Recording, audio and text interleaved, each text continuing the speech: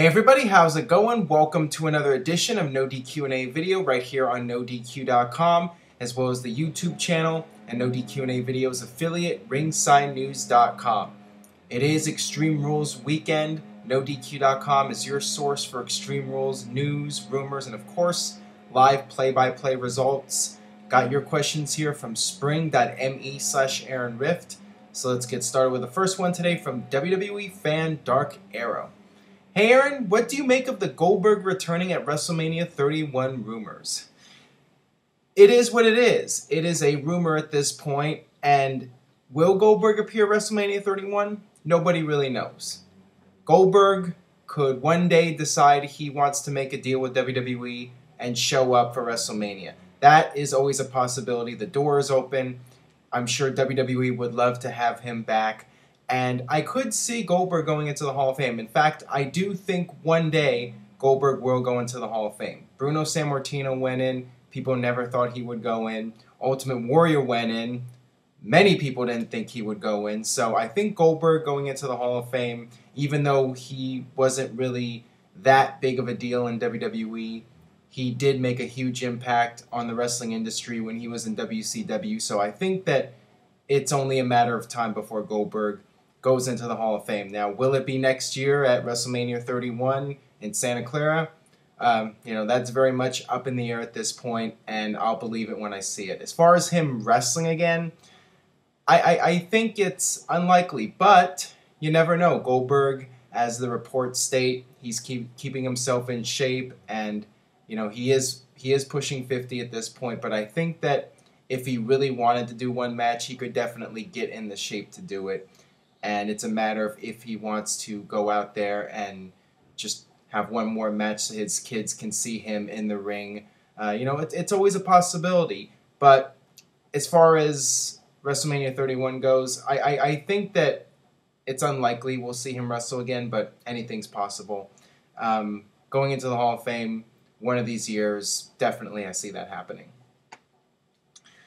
All right, this one comes from Philly Reese 215. Who looked worse on Raw, Titus O'Neil or Damien Sandow? Well, I would have to say Damien Sandow just because of how over the top that segment was, and I feel really bad for Damien Sandow. I mean, I don't feel so bad because he's still getting paid big money and he's on television, so that's better than not being on television and not making the big money, but at the same time, last year, he was on such a roll. He won Money in the Bank, and it looked like he was on his way to being a top star in WWE. And then, just like that, he's not only back in the mid-card, but now he's basically a punching bag in a comedy role, coming out there and being over the top and, being this goofy heel that gets beat up by the baby faces. So, yeah, it kind of sucks for him.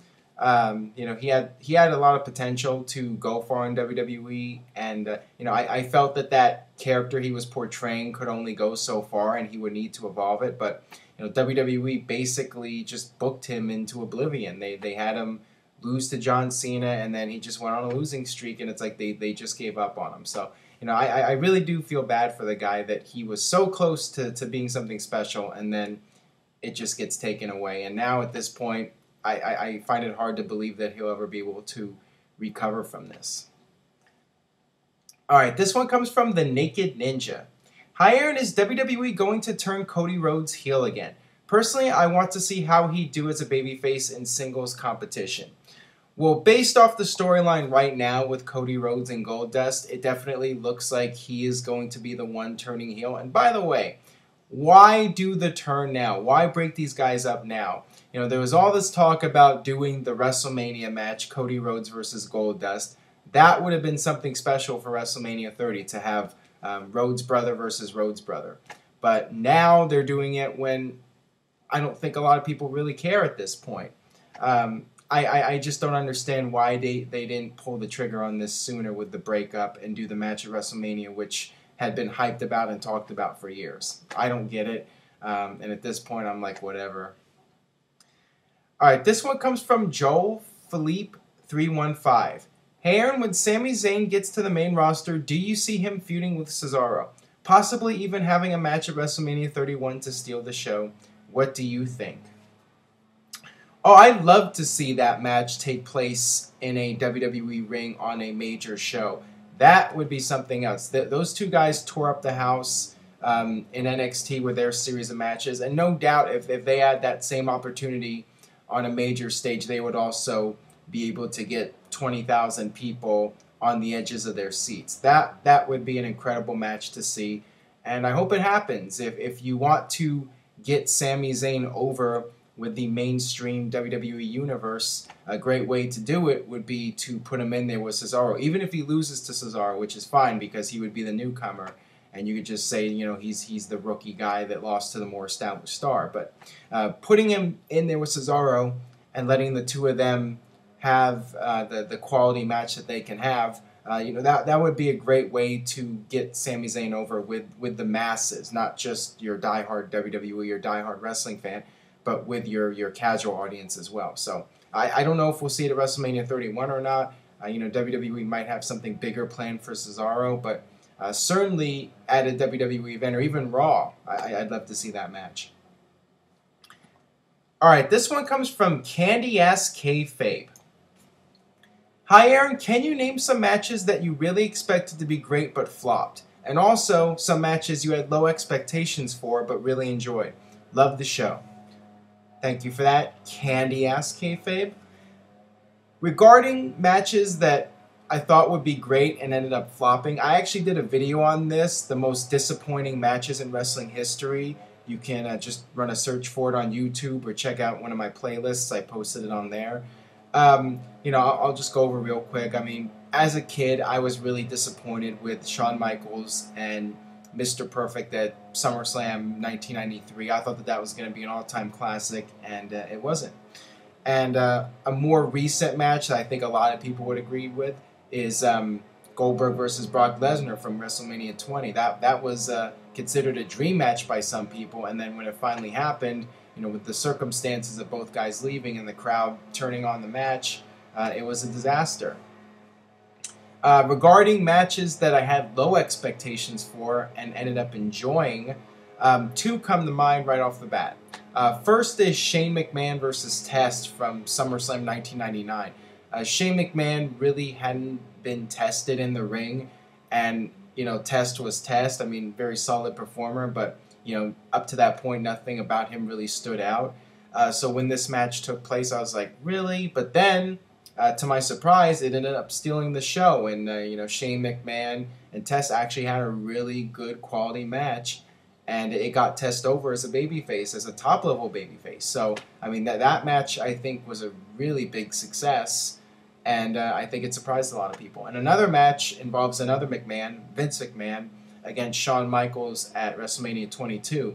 The reason for this is, by this point, Vince had been out of action. He wasn't really much of a wrestler to begin with. He had the matches with Austin, but by this point, it had been several years since he'd actually gotten in the ring. And, you just didn't know what Vince could do and if Shawn could carry him to a high-quality WrestleMania match. But I thought that they really delivered. They surprised me, and they went out there and had a really solid match at WrestleMania. So, those would be the top two for me, and I'm sure that there's plenty of others that I'm not even remembering at this point. All right, this one comes from Louis D3. Hey Aaron, when do you think Dean Ambrose should lose the U.S. title, and who should he lose it to? I think that at this point, you might as well just drop the belt. Don't even acknowledge it anymore. I mean, the belt essentially means nothing. It's not even a prop because Dean Ambrose hasn't even been bringing it to the ring, and it has just been forgotten about. I think that maybe you could do an IC title and US title merger, but I mean, at this point, you really just got to get rid of the belt or merge it or do something. And as far as him losing it, that's the thing too. I mean, I'd rather not see him lose it at this point. I think it would be better if they just quietly drop the belt. I mean, I really don't think all that many people would care. Some would, people that really are are longtime wrestling enthusiasts, and they respect the legacy of the titles. I think those fans would be upset, but everybody else, I think, would just move on. And it's not really a big deal to them. So, I would just merge them. I think that's the best way to go, and maybe even have Dean win the IC title. And I don't know. I really don't know. All right, one more question here from John Trix Romano. Hey Aaron, I rewatched the Armageddon Hell in a Cell and thought it was awesome. I'd like to know your thoughts on the concept of putting 6 top talents inside the Hell in a Cell. Also, do you see the WWE doing this type of match again sometime in the future? I thought that was a really great match, and that's a very underrated match in WWE history. I watched it back about a year ago, and I was really entertained with it. And I think that you could definitely do that type of match again. And I think it would help for Hell in a Cell, because the Hell in a Cell matches in this PG era, they haven't been all that good. And when you have 6 guys in there, it's fast-paced and it's more exciting to watch. And I think it would be a way to elevate the Hell in a Cell matches and give it a little bit of an extra kick to it. Because without the blood, you really need something. So, yeah, I would definitely consider doing a multi-man Hell in a Cell match. If not 6-man, then, 4-way dance or something like that.